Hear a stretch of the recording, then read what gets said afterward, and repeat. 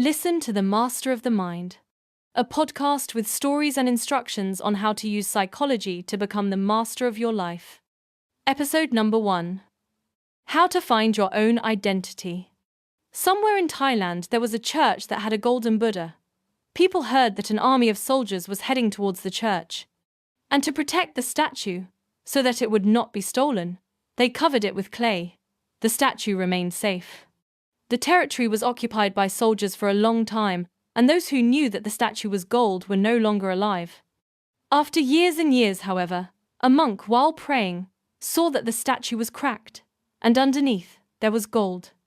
So he called the other monks to discover the statue in all its splendor. What is the moral of the story?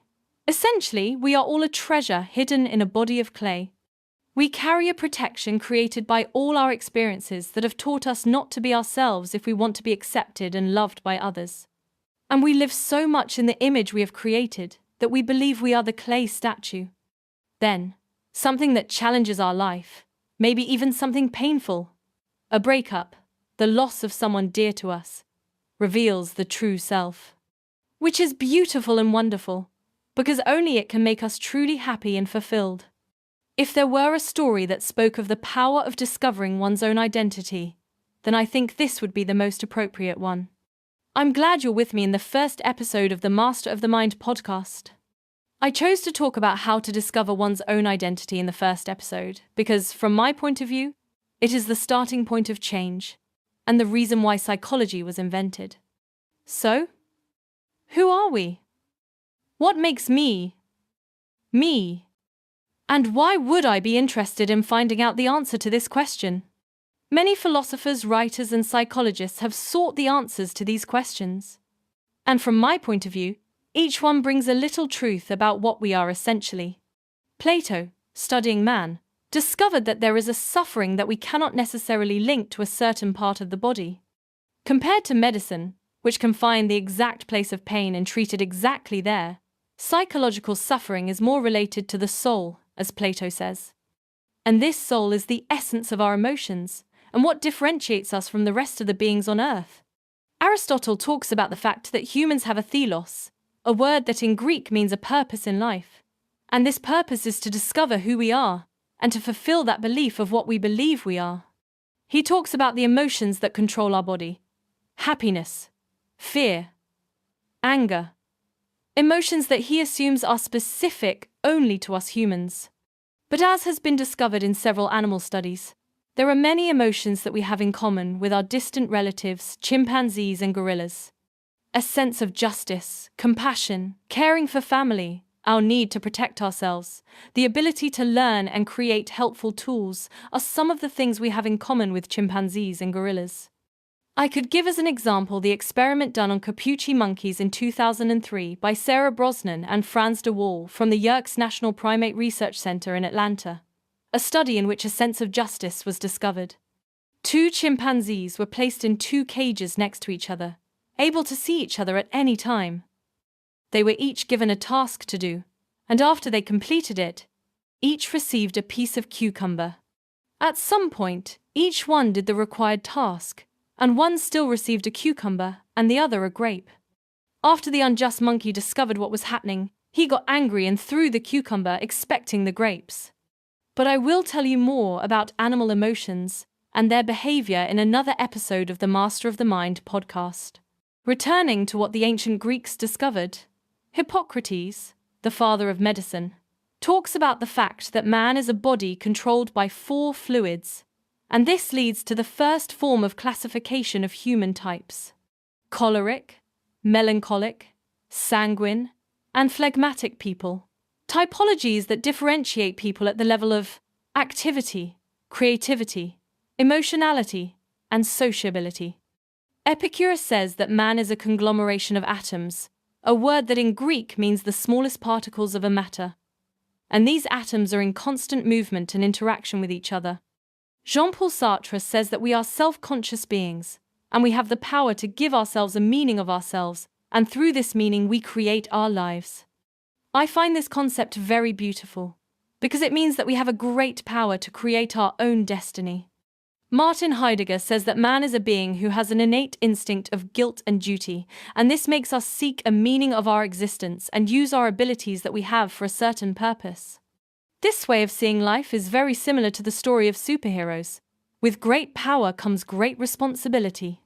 Martin Heidegger says that we seek our authenticity. That is, the way we are as much as time, space, and community allow us. We seek what makes us different from others, and we develop over time. G.W.F. Hegel says that people are not different from each other. We are just an element of a large group. He talks about group consciousness and group direction that forms our character.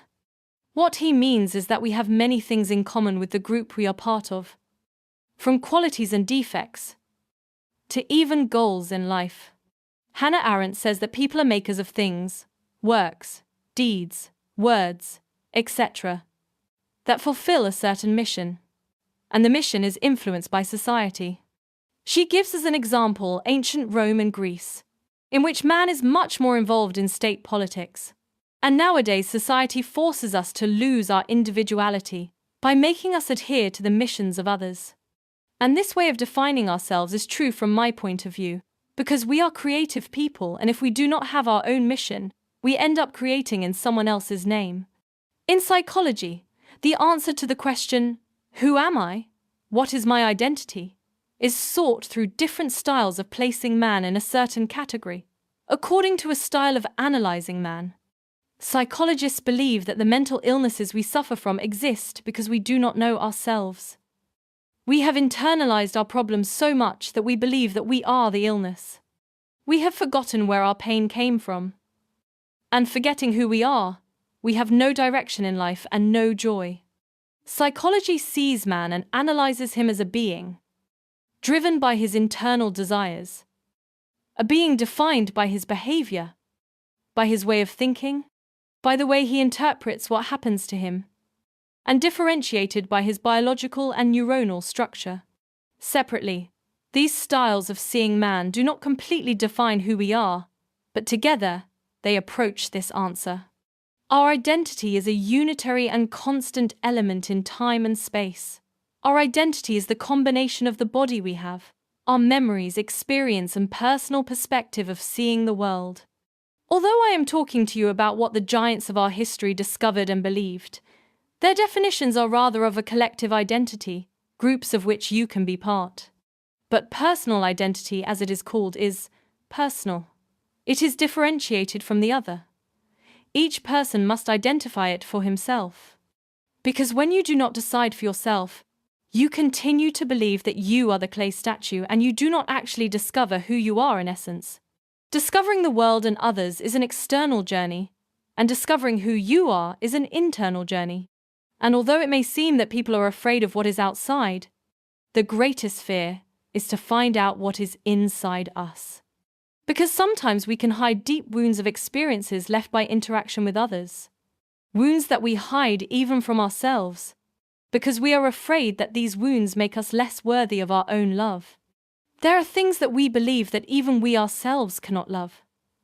And how could there be someone who loves us imperfectly when we ourselves do not love ourselves like that?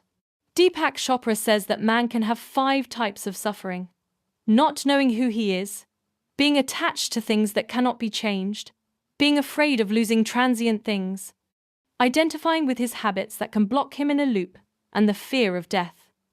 He also says that all these sufferings can be healed by discovering your own identity, your true identity. Finding your own identity gives you clarity in life, gives you direction, helps you love yourself more, gives you more freedom, more motivation, and reconciliation. You have more confidence.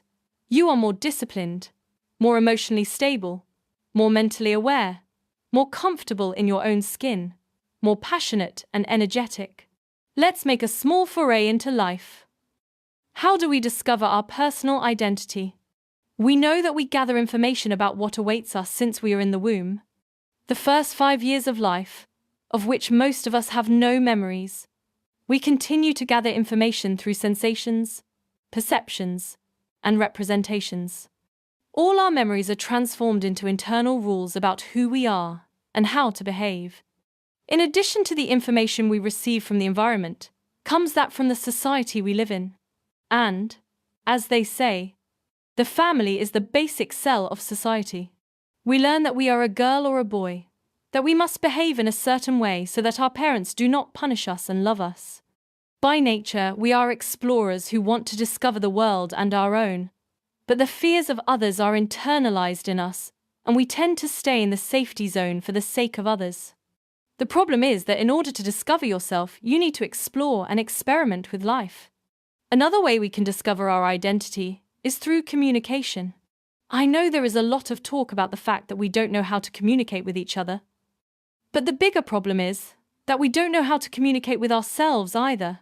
We try to keep up appearances so much on the outside that we start lying to ourselves that this is who we are, this is what we deserve, this is what we can do. We turn up the volume on the music. We work and interact with others so much that we don't have time to listen to our own thoughts. To really listen to them, not just fleetingly, only what is part of the image we want to maintain for someone, or the constantly negative voice that is actually the voice created by the fears of those around us. The identity crisis that is talked about usually occurs in adolescence, when many changes occur at the bodily and hormonal level, and in old age, when you leave the workplace. These are two sensitive periods, because strong internal and external changes occur. The teenager realizes that some beliefs he has do not belong to him, and tries to find his personal uniqueness. And in old age, breaking away from his job and some friends can be a shock when you integrate these things as part of your identity. The truth is that when you tie yourself too strongly to your identity, the past, behaviors, emotions, body, experiences, and objects owned, any change can become a shock. You are not your past. Your past is the weakest version of you. The present and the future, even if they start from a common past, are actually what show the authentic identity of the self. You have control over your decisions and the chosen trajectory. Who you are is in constant bodily, emotional, mental, and behavioral change.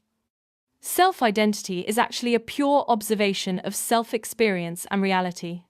The way we want to see ourselves and those around us is a personal choice and is our authentic identity.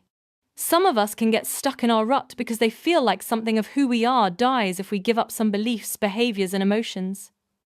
But our identity does not die. Only that experience we were living dies. You remain the same you, even if you change your opinions about what it means to be a woman, a man, what your role is, and other roles we play in life. You remain the same you, even if you are on your feet or in a wheelchair. You remain the same you, even if you are surrounded by family in your country, or you are at work in a foreign country. You live a different experience in your life, but you remain you. Maybe you need to mourn this death of clay, because it was your protection in difficult days. It helped you get to where you are today. It was part of who you are, but it's time to discover a new side of you now. The part that learned from those experiences and doesn't stay stuck in past experiences, reliving them in your mind endlessly. Thank you for listening, Master of the Mind. Keep exploring our content to unlock greater self-awareness and harmony. Subscribe for more insights.